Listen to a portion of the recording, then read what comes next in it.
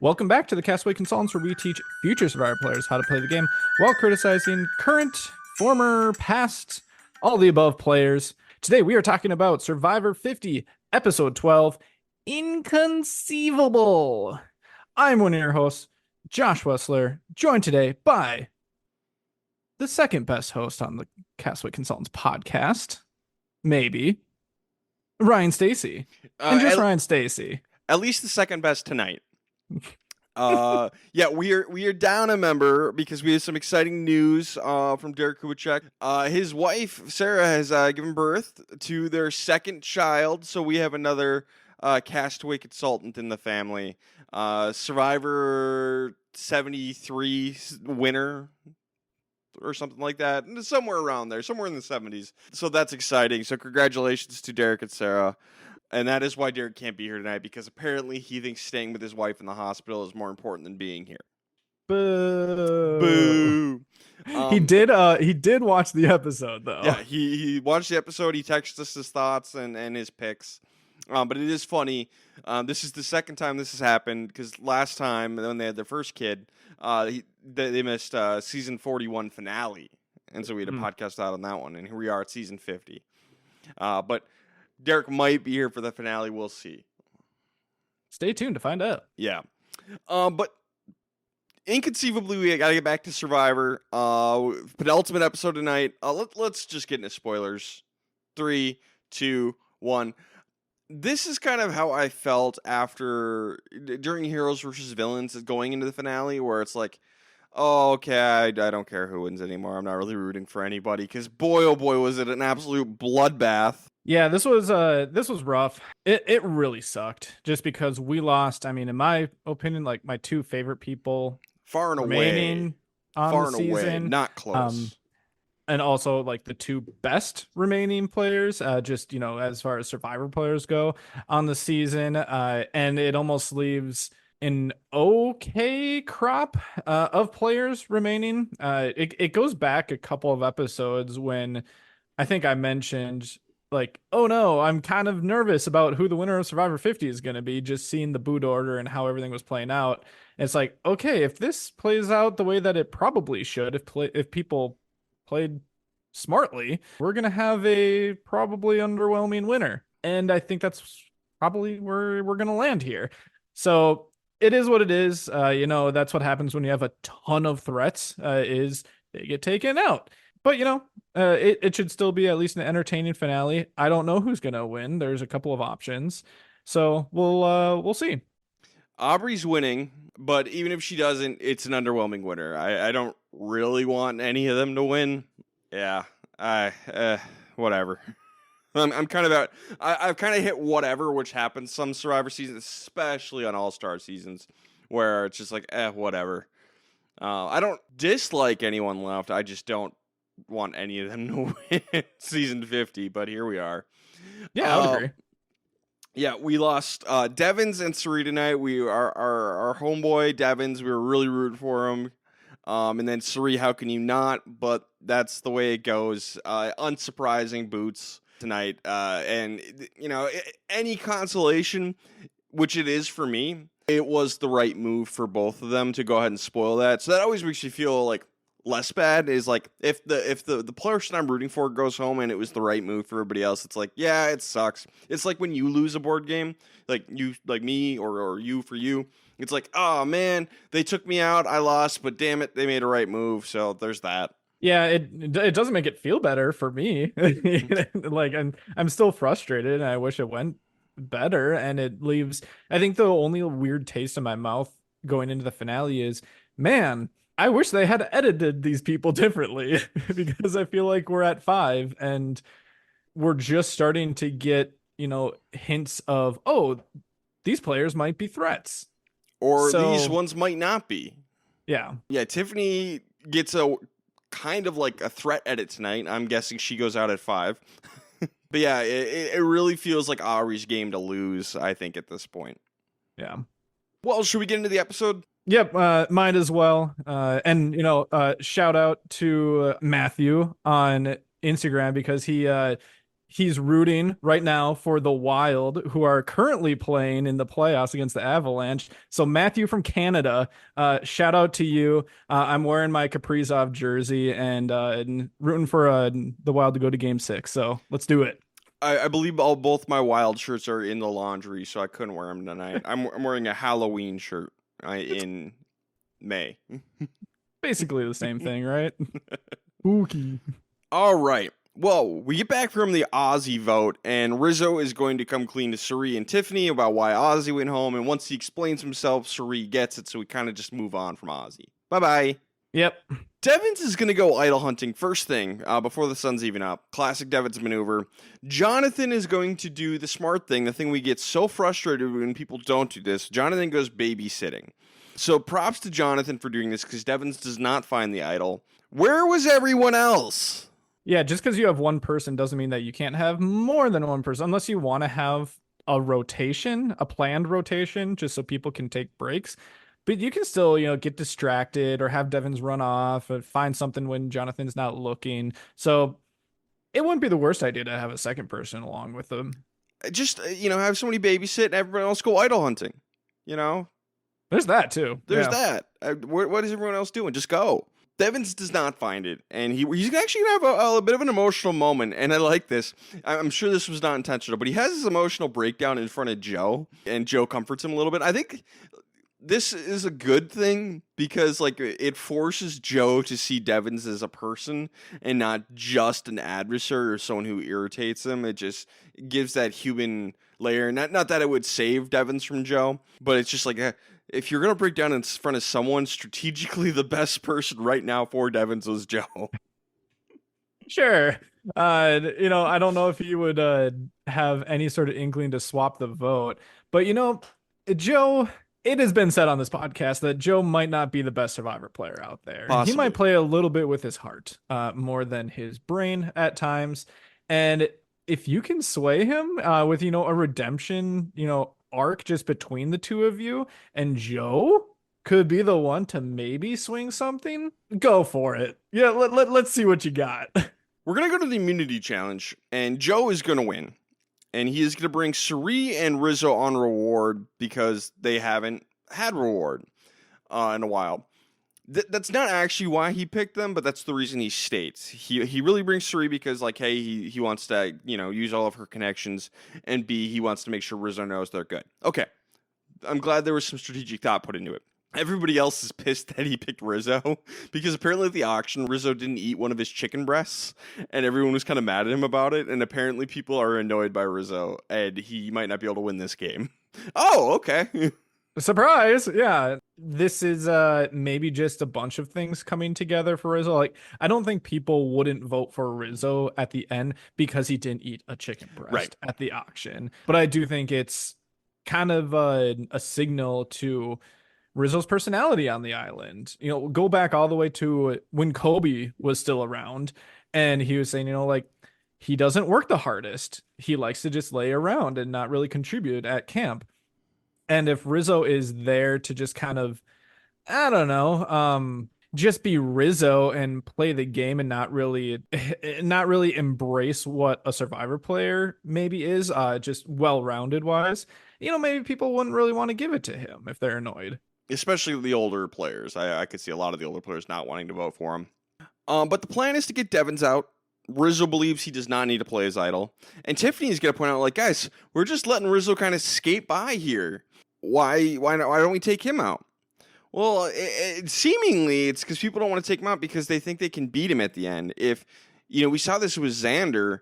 If you have a person everyone thinks they can beat who has an idol, you can just kind of leave them alone and let them skate along with an idol, and boom, you have someone you can go to the end with. So if that's the case with Rizzo, why not just leave him alone? Yeah, so idol is good until 5. So we have 3 votes. We have 7, 6, and 5 that we need to get through. So the question is, are there 3 people who are more of a threat than Rizzo? Obviously, you have Devins and Suri out there. The big question is Tiffany or Aubrey or someone else, Jonathan, a bigger threat than Rizzo still in the game?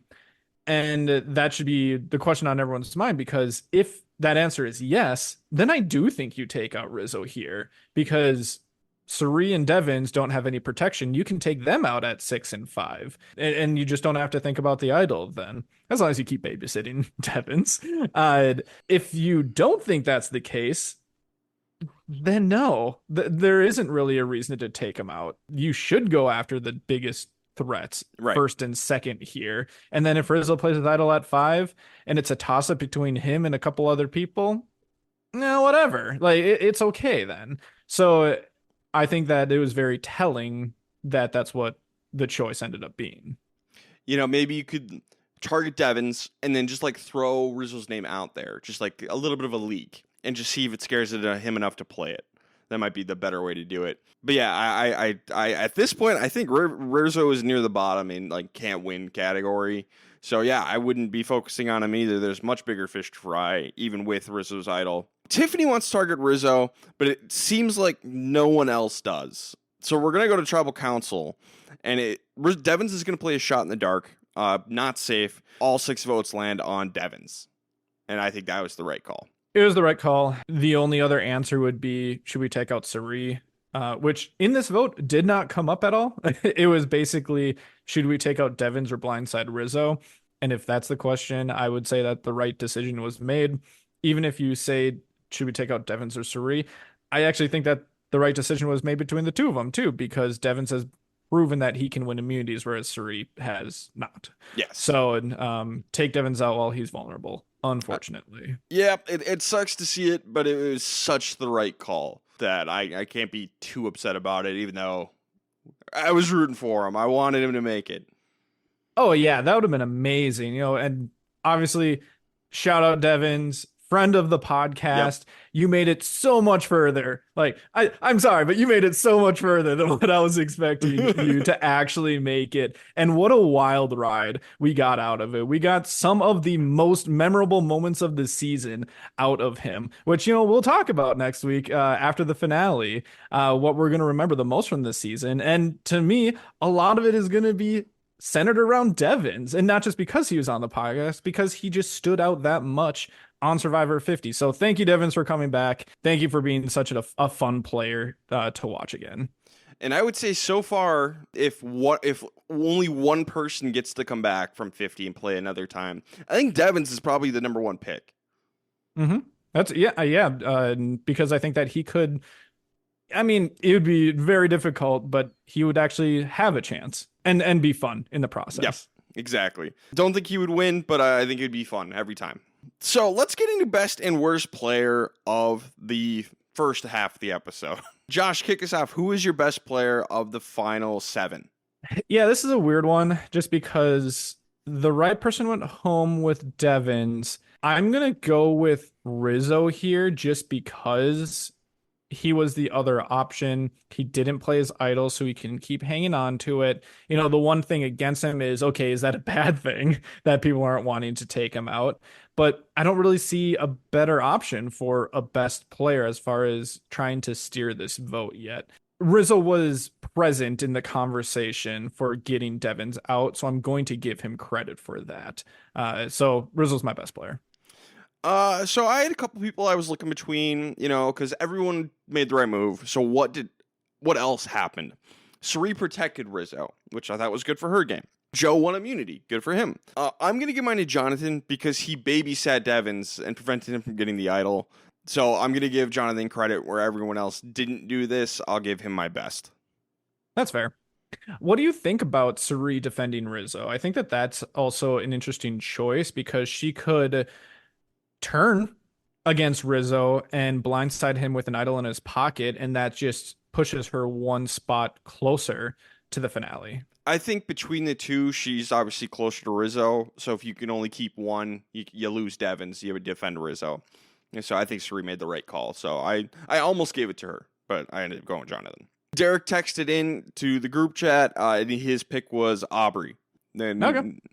But no context. He doesn't get any context. He gets none. That's what you get for choosing your newborn child over us. Yep, that's the price you pay.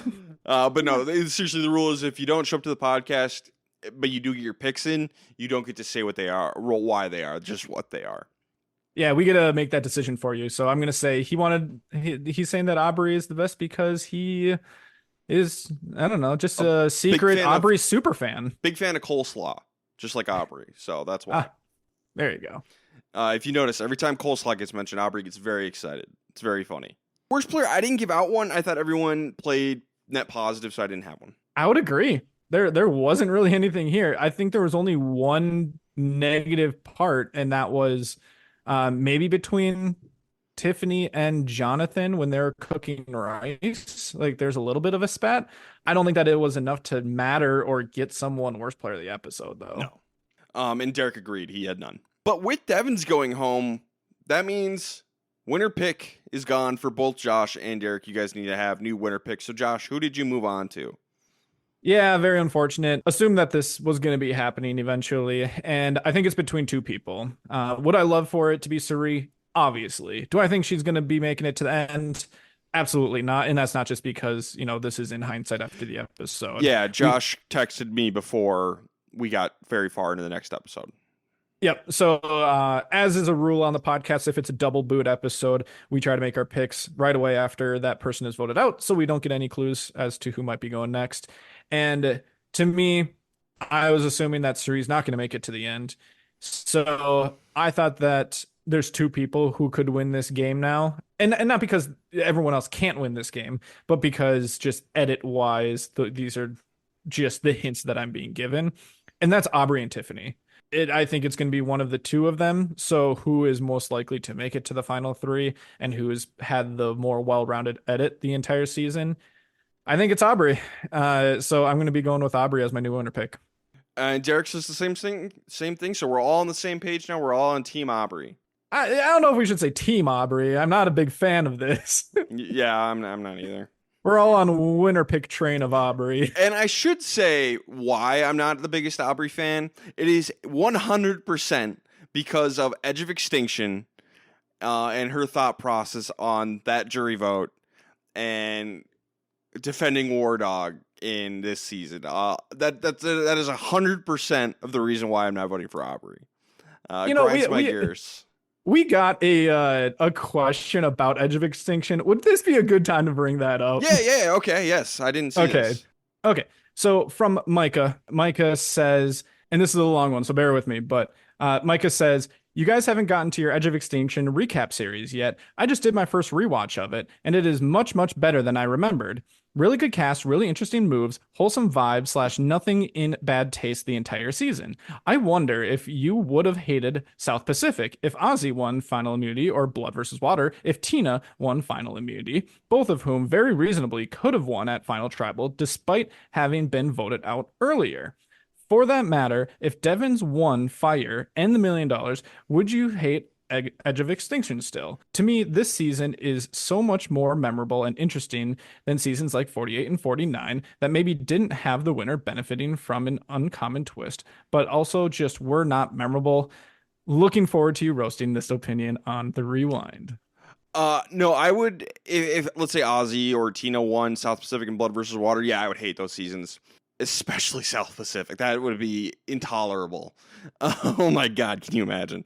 Now, Devin's winning with Extinction, it's an improvement because he was only gone for part of the pre-merge. At least he was there for the entire post-merge. It would still annoy me that the twist exists in the first place, but it wouldn't be as bad as what ended up happening in Edge of Extinction.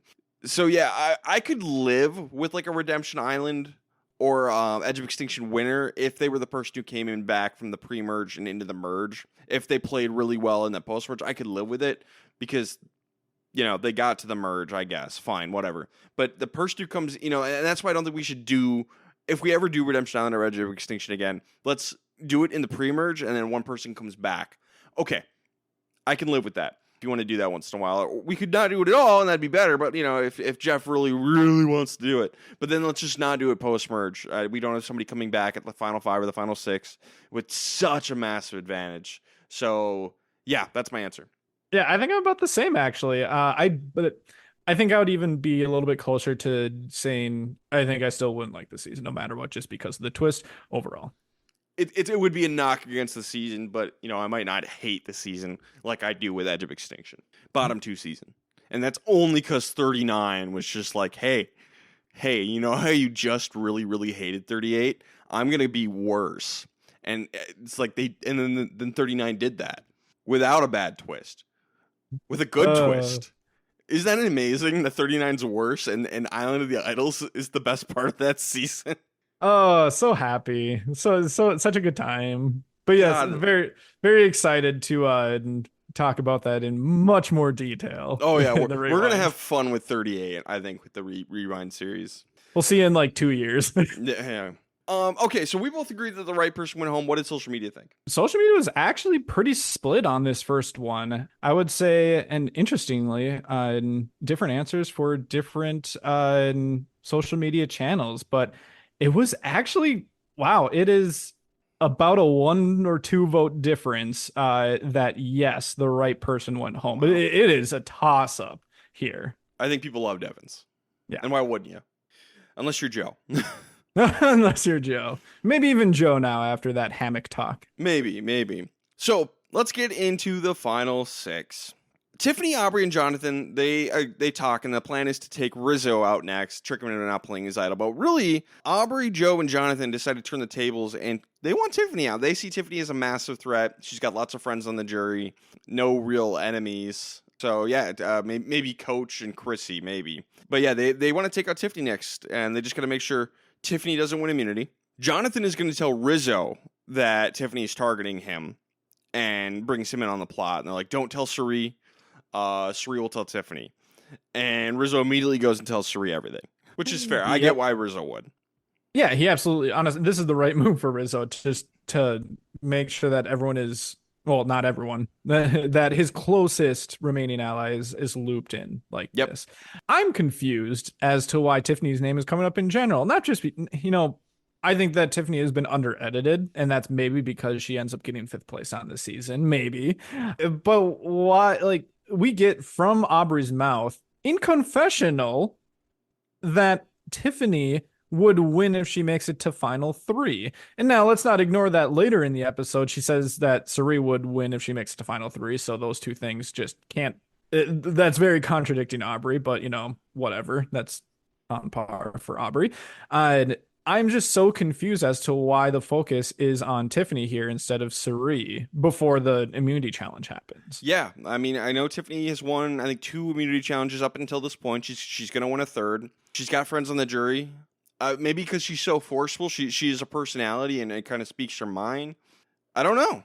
It's weird. Maybe it's just a trick of the edit. Maybe Tiffany's been a huge threat all along. Yeah, it's weird.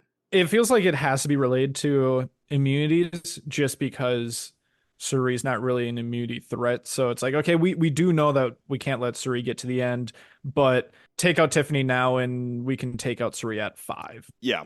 So at the immunity challenge, Joe, Jonathan, Rizzo, and Aubrey, they all collaborate to try and win together, figure out the puzzle, which is inconceivable, and then they have to put it up into an arch.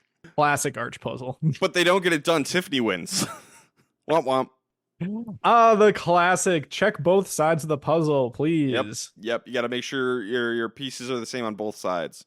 And for Aubrey, make sure you're actually doing your puzzle. Like you can help. Tell them how to spell the word because, there are a couple of meatheads that don't know how to spell.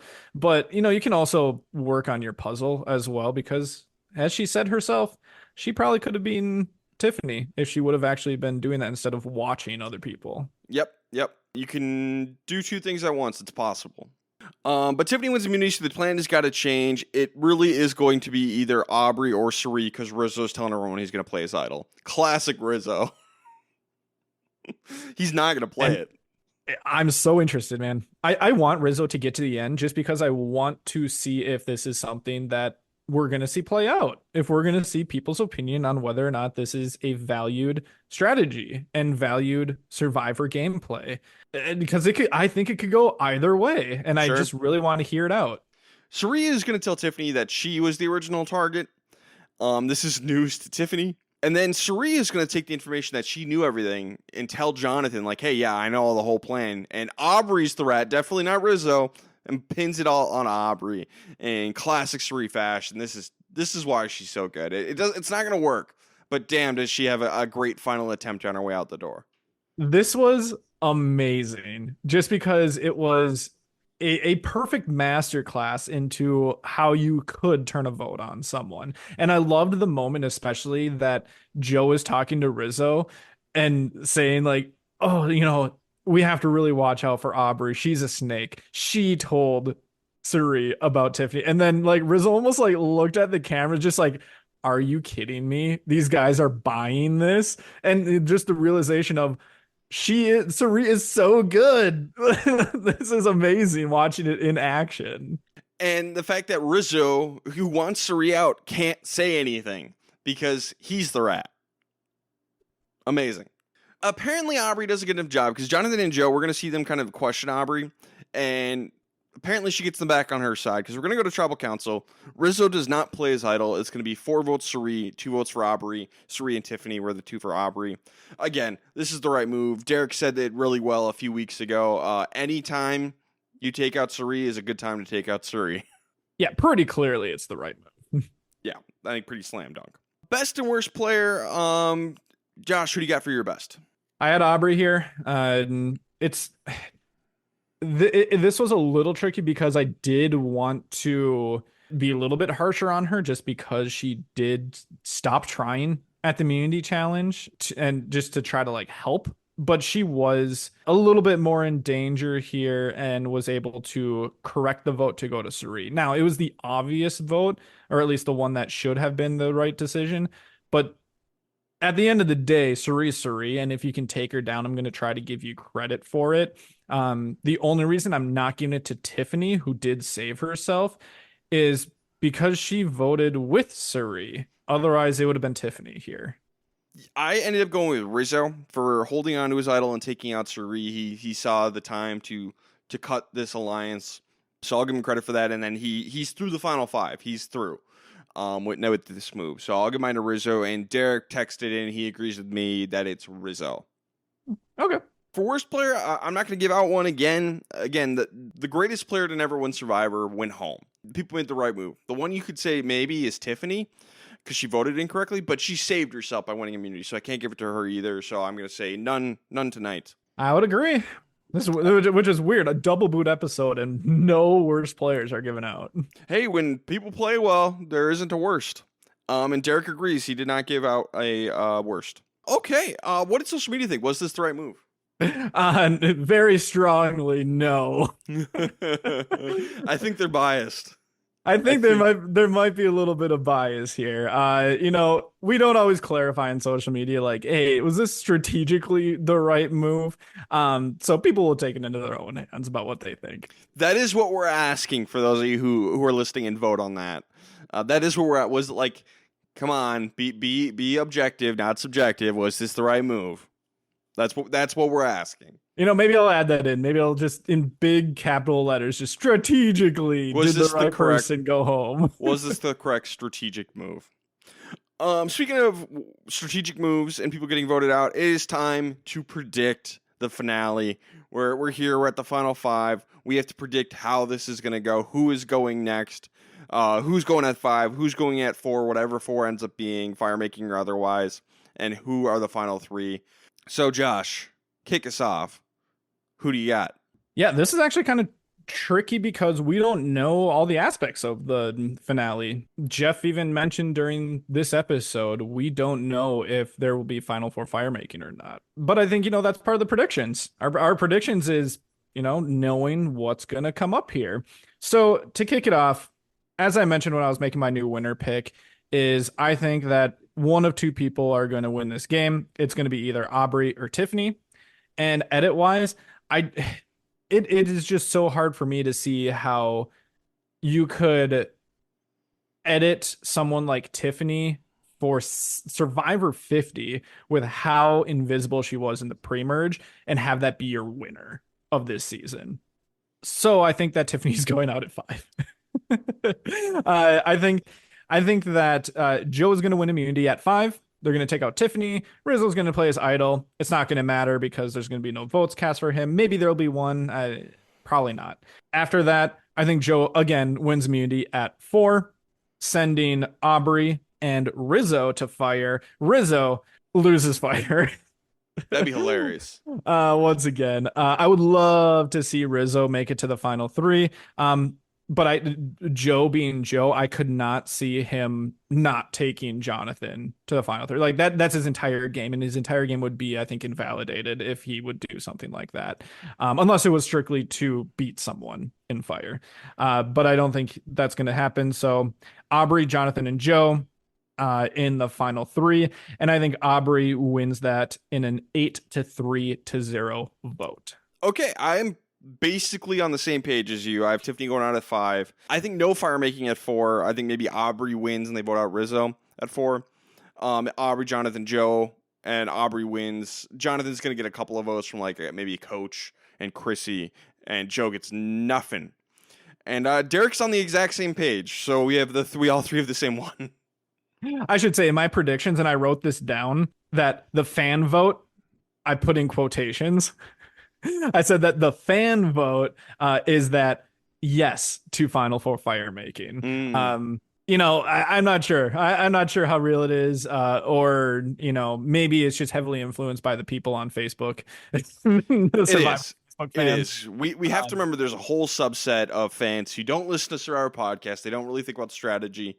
They watch for different reasons, which is valid, even if it's annoying. But I would love actually for it to be a fan vote of no for Final Four fire making. Obviously, like we've talked about that in the past, and then for it to be a 2-2 tie, Aubrey and Rizzo versus Jonathan and Joe, and then there's a fire making anyway. That would be funny. And validating, and like just because like we could still get there, guys. Come on, this is better, Probst. All right, so let's get into our dank downs, lank downs, rank downs, and jank downs, even though we can't really dank it tonight. I don't think Derek gave me a dank down. So no dank downs tonight. No, he didn't. He went with the predictions instead, which is okay. To recap the lank downs from this last week, not a whole lot of movement, which was kind of the case for us on the podcast as well. The only change compared to the week before, the listeners had swapped Jonathan and Tiffany in their rank downs. Not sure if that would be the case now going into the finale. But going into this week, they had Suri at the top, not unanimous, but Suri at the top at number 1, followed by Devins, then Aubrey. Oh, they also had Aubrey moving in front of Rizzo, who they had in 4th. Followed by Jonathan, Tiffany, and Joe. So for the listeners, Tiffany and Joe were in their can't win category.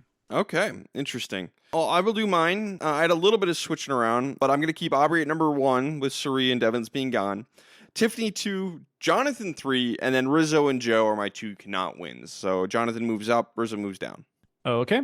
Yeah, I had actually quite a bit of movement, as much movement as you can have for 5 people left in the game. I had Tiffany going all the way up to the first spot, and I'm just going strictly off of what we got in this episode. I think that's she's had a really bad edit up until this point, as far as just kind of being mostly non-existent up until the last, I would say, like 2 or 3 episodes. But those types of people, if you have a really late surge, it matters. Now, as I mentioned in my predictions, I don't think she's going to make it to the end. But that's not what this is. This is if the game ended today. And if the game ended today, I think that Tiffany beats everyone remaining in the game, followed by Aubrey. And then I do still have Rizzo ahead of Jonathan and Joe. So as, a big change, I had Aubrey and can't win before. Aubrey's now up to number 2. So Jonathan and Joe are my 2 people who can't win. And that's just because of jury makeup. And I think that Jonathan had some of the votes before, and now it's getting murky for him to be able to get together. It's going to be an 11-person jury. He's got to get a lot of people together. Yeah. Okay. Well, we will see. This is exciting, kind of. Last thing we got to check in with, this is Survivor Pool. Josh, take the floor. Yes, we had some casualties this week, but before we get to that, just to recap, last week I said that my last person was Joe. So, I'm not out of the pool yet. Wink, wink. But I will be immediately next episode. So I'm out of people. I will not be casting a vote this week for the Survivor pool. But there were people this week who couldn't even make a pick. So sucks to be them. I beat them. Shout out to Jordan, who ran out of people and could not pick anyone this week. Shout out to Jacob, who ran out of people and could not pick anyone this week. And a shout out to Chris, who ran out of people and could not pick anyone this week. And then we did have two people who could pick someone, but both of them picked Suri.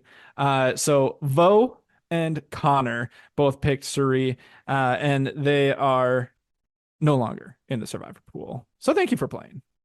Okay, so going into the finale, we still have people standing, correct? We do.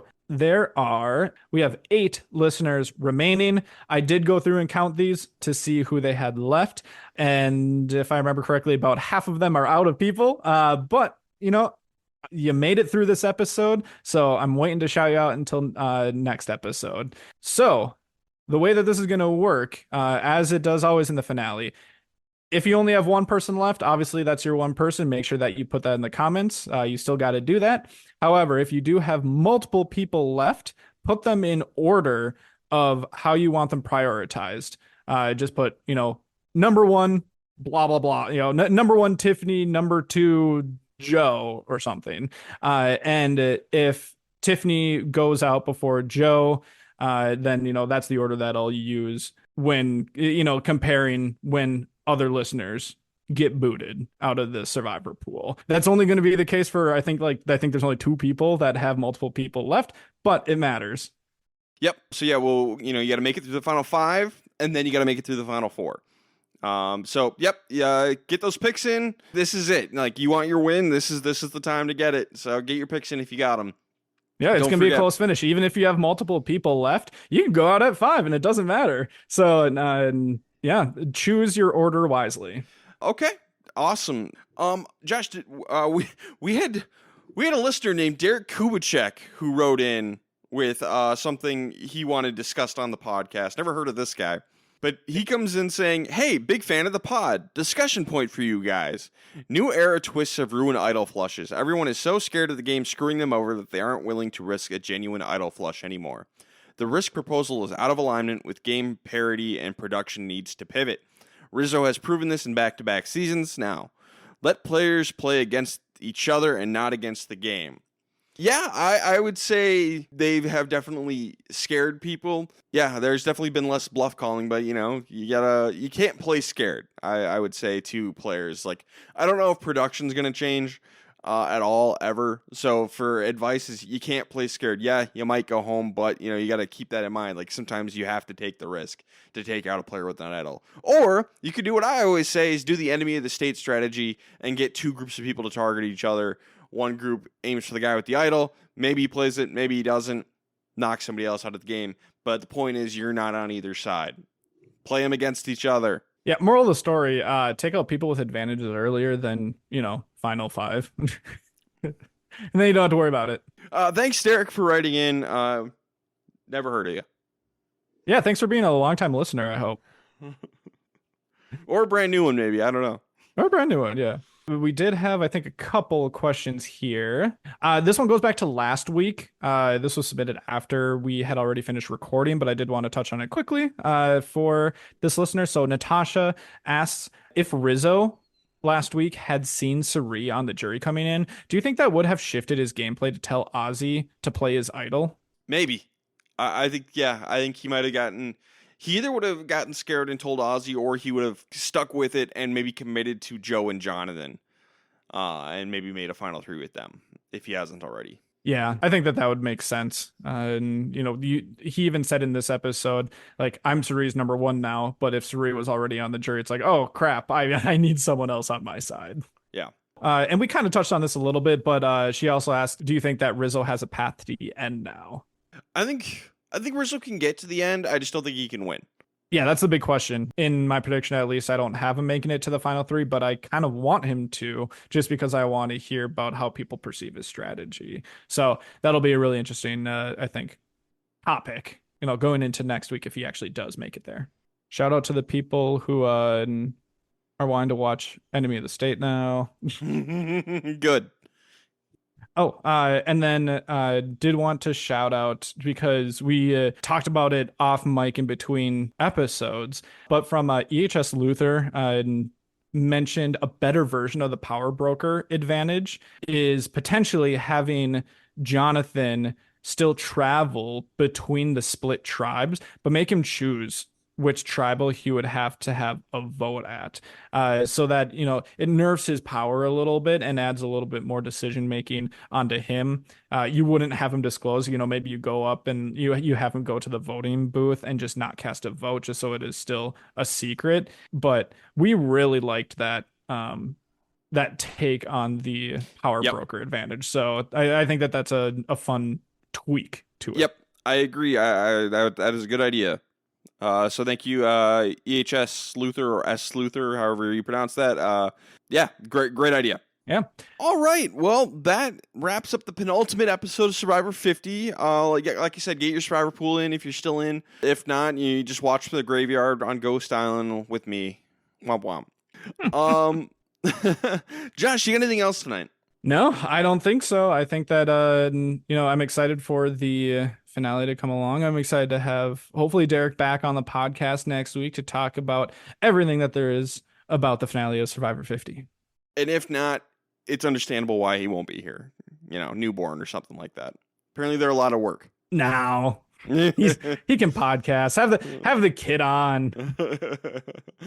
All right. Well, this has been the Castaway Consultants. Got nothing else for you? Good night.